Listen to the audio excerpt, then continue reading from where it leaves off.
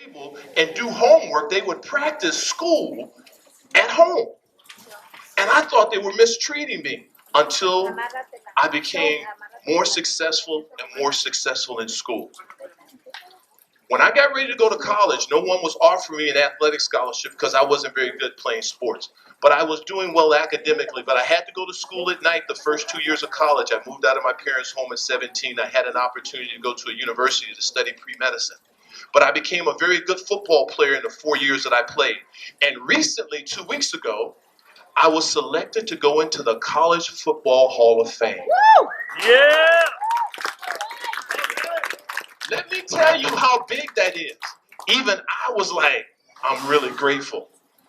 Again, between the ages of 17 and 21, I did what people told me to do. I showed up where I was supposed to be, and I better be doing what I was supposed to be doing.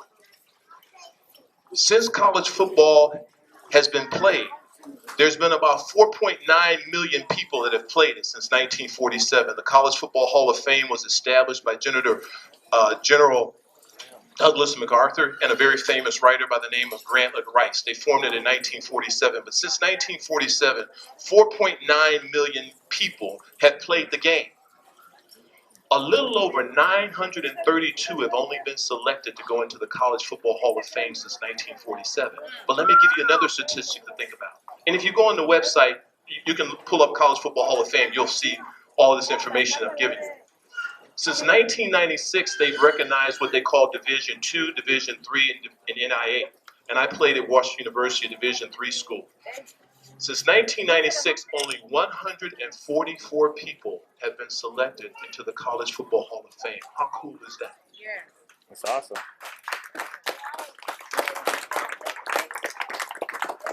Now, when I left college, I got a chance to play pro football, and I got a chance to play for the Los Angeles Raiders, and we won a Super Bowl. Woo! Yeah! 74. Now, I didn't bring the box and all of that, but the reason I'm telling you this, told you that is for this reason alone.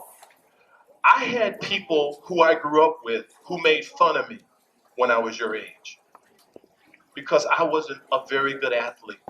I played church softball when I was a kid, but when I got to high school, I didn't play very well, so I didn't get a chance to play, so they made fun of me. So I didn't play much in the 10th grade, the 11th grade, and they thought, well, you're too nice a guy, you can't play football. But guess what? I grew from 5'10" at the age of 14 to 6'4" by the time I turned 17. I went from 180 pounds to 225 pounds. And then in one summer when I turned 17, I grew from 6'4" to 6'7". And I went from 225 pounds to 240 pounds. I literally could not walk and chew gum at the same time. I was so clumsy. But between the ages of 17 and 21, something happened. And I caught up mentally with my size physically. One day I was coming out of church and some of the guys had been reading about me in the newspaper in college, and they remembered that I wasn't a good football player in high school. And they said, oh, you can't play football. They don't play football at your university. You're not very good. And my father was standing off to the side and he saw my expression. It made me sad because I thought I was doing okay. And my father walked over to me, and you remember what I'm about to tell each of you. My father said, don't listen to what they're saying about you. He said, don't listen to what they're saying about you. He says, mind your own business, keep your mouth shut, and keep trying to do what you're doing. Now, out of all those guys I went to high school with, none of them went on to play pro football. None of them have a championship ring. The reason I'm telling you this is that if I had listened to what they were saying about me, and it hurt me, it made me feel bad that they thought I wasn't very good. But if I had felt so bad that I wanted to quit, I never would have found out what it was like to be a part of a winning team, a championship team. And that's the challenge you all have. It won't be that you'll meet just young people who want to do what you do. Listen to me carefully, and then I'm completely done. I'm sorry. Excuse me. Forgive me for taking a little time. Forgive me. Your challenge is not going to be because you're competing with other young people who look like you or don't look like you, young people who want to do what you want to do. That's not going to be your challenge. You know what your challenge is going to be? Your challenge is going to be against yourself.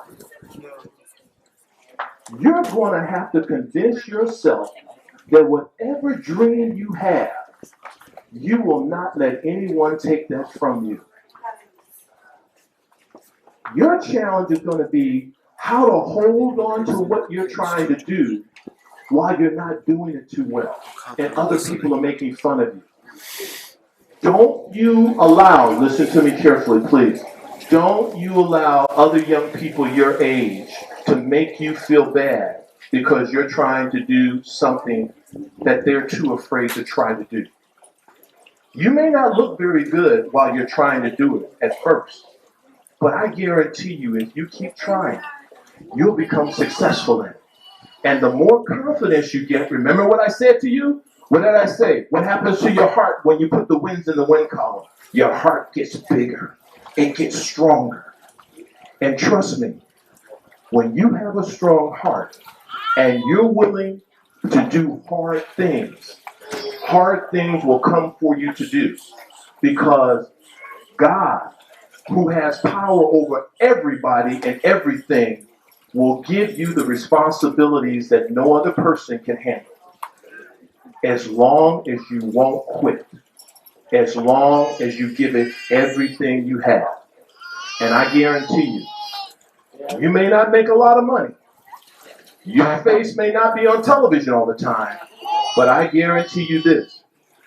Your life will have meaning and you will be happy and productive in this life. God bless all of you. And congratulations.